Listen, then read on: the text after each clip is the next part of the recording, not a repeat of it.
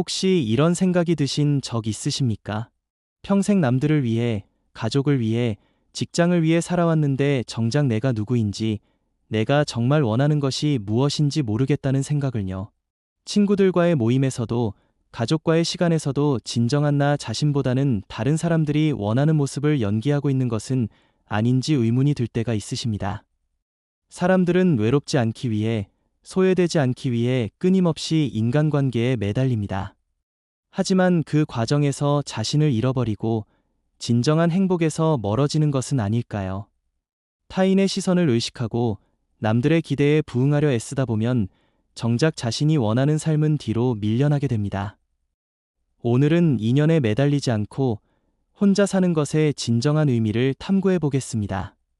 이는 단순히 고립되어 사는 것이 아니라 자신의 내면과 마주하고 진정한 자유를 찾는 철학적 여정에 대한 이야기입니다.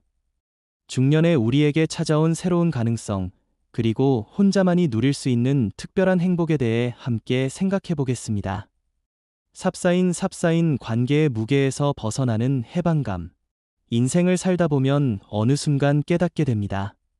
우리가 맺고 있는 수많은 관계들이 때로는 족쇄가 될 수 있다는 것을요. 의무적인 모임, 형식적인 인사, 눈치와 체면을 고려해야 하는 상황들이 우리의 에너지를 소모시키고 진정한 자아를 억압합니다. 혼자 있을 때 느끼는 그 깊은 평온함을 생각해 보십시오. 누구에게도 설명할 필요가 없고 누구의 기분을 맞춰줄 필요도 없으며 오롯이 자신만의 시간과 공간에서 숨 쉴 수 있는 그 순간들을요. 이것은 이기주의가 아닙니다. 오히려 자신을 깊이 이해하고 사랑할 줄 아는 성숙함의 표현입니다. 다른 사람들과의 관계에서 지쳐있던 영혼이 스스로를 회복할 수 있는 소중한 시간인 것입니다. 중년의 우리에게는 특히 이런 해방감이 필요합니다. 젊었을 때는 사회적 관계가 성장의 발판이 되고 기회의 창구가 되었지만 이제는 오히려 부담이 되는 경우가 많습니다. 진정한 나 자신을 찾기 위해서는 때로 모든 것으로부터 거리를 두는 용기가 필요합니다. 삽사인 고독이 주는 깊은 사색의 시간.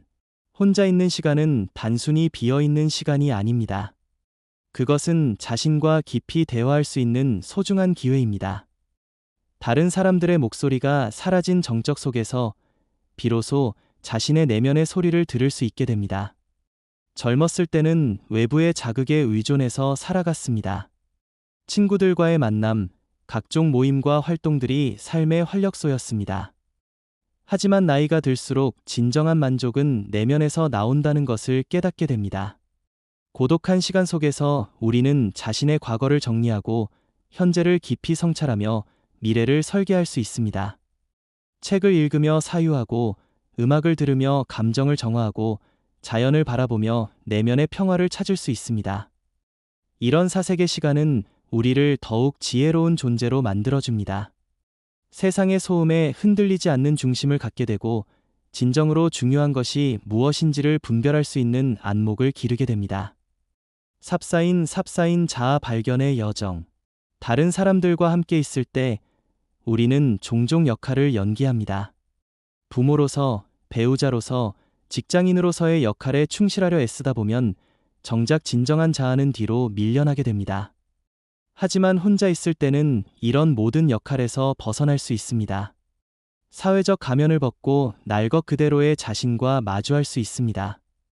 이 과정이 때로는 불편할 수도 있지만 진정한 성장과 자아 실현을 위해서는 반드시 거쳐야 할 과정입니다.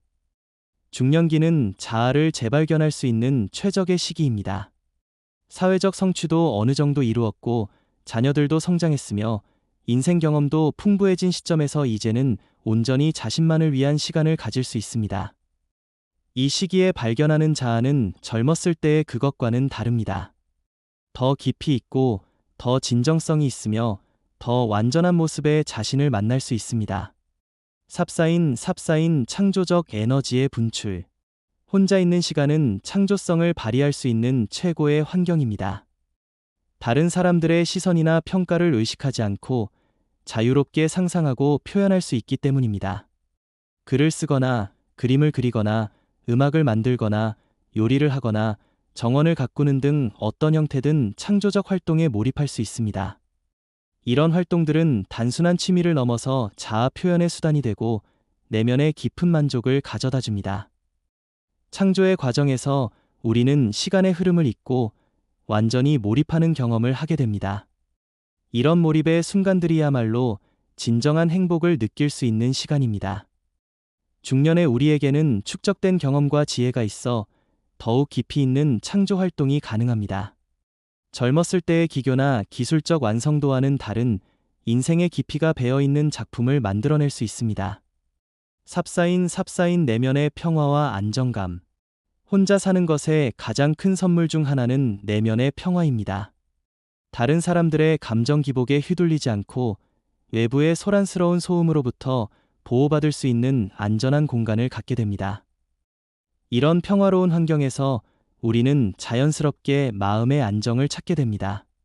스트레스가 줄어들고 불필요한 걱정이 사라지며 현재 순간에 집중할 수 있게 됩니다. 명상이나 요가, 산책 같은 활동을 통해 이런 내면의 평화를 더욱 깊게 체험할 수 있습니다. 이는 단순한 휴식을 넘어서 영혼의 치유와 회복을 가져다 줍니다.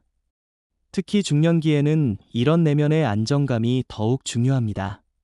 신체적 변화와 사회적 변화를 겪으면서 생기는 불안감을 달래고 새로운 인생 단계를 준비할 수 있는 심리적 기반을 마련해 줍니다. 삽사인 자율성과 자유의 실현. 혼자 살 때 누릴 수 있는 가장 큰 혜택은 완전한 자율성입니다.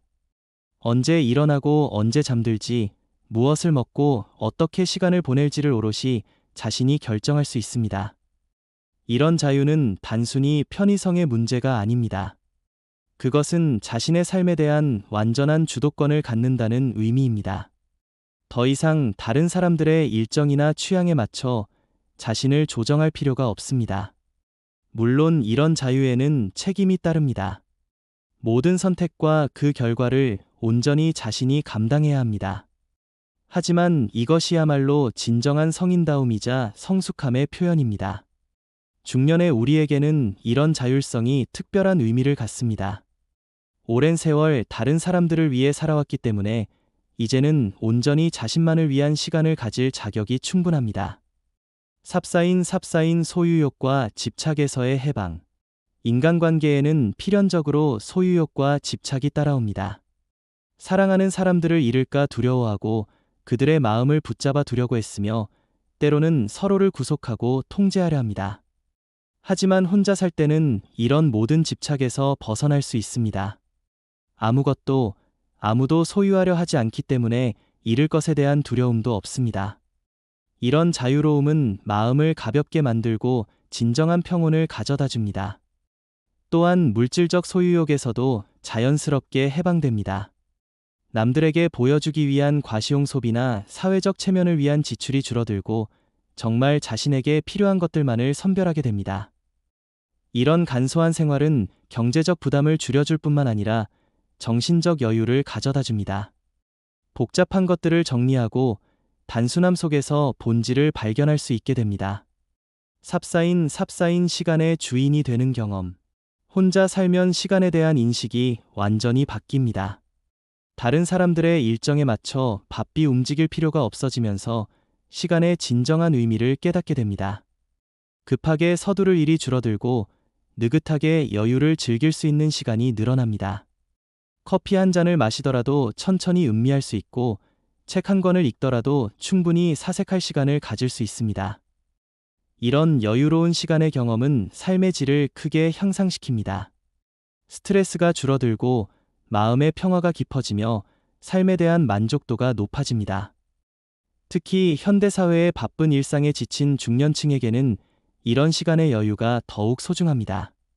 오랫동안 타인의 시간표에 맞춰 살아왔기 때문에 자신만의 리듬을 찾는 것이 새로운 해방감을 가져다 줍니다. 삽사인 자연과의 깊은 교감. 혼자 있을 때 우리는 자연과 더 깊은 교감을 나눌 수 있습니다. 다른 사람들과 함께 있을 때는 대화나 사회적 상호작용에 신경 쓰느라 자연의 미세한 변화들을 놓치기 쉽습니다. 하지만 혼자서 산을 오르거나 바다를 바라보거나 공원을 걸을 때는 온전히 자연에 집중할 수 있습니다. 새소리, 바람소리, 나뭇잎이